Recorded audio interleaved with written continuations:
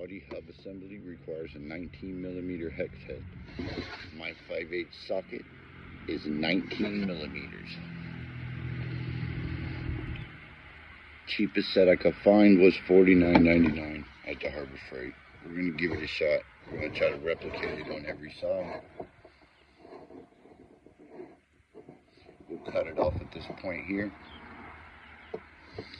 And slide it. The next side's bigger. And we have 19mm. So effectively,